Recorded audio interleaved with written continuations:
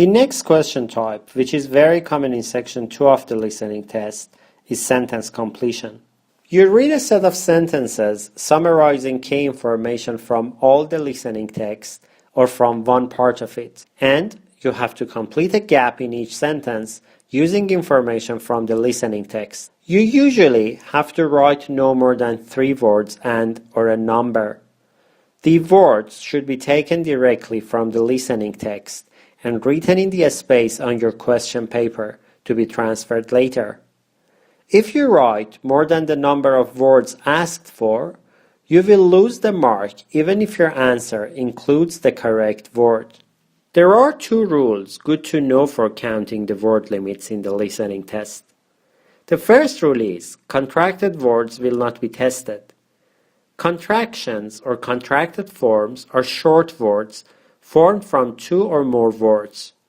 The most common example is when we add not to an auxiliary verb in negative sentences, something like saying don't instead of do not. What needs to be done in the golden minute before the sentence completion is exactly similar to what we explained for note and flowchart completion in the previous lectures covering the section 1 of the listening test.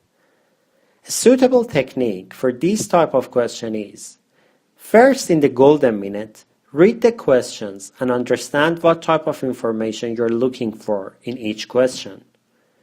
Because you have a full sentence here, you can also use the grammatical structure of the sentence to identify the form of the missing word or phrase. For example, whether you should be looking for a verb or adjective or noun. While doing this, you should also find and underline the keywords. Keywords are the important pieces of information in the questions. Keywords can change the meaning of a sentence partially or completely. By looking at the keywords, you should be able to remember what information you're looking for. When the recording starts, listen carefully and keep an eye on your underlined keywords. Remember, the answers are always presented in the recording in the same order as the questions. By combining the order of the questions and the signposts in the keywords, you can realize when the information is approaching each question in the recording and easily find the answer. The part of a speech or the grammatical form of the missing word can help you too to understand what the missing word should be.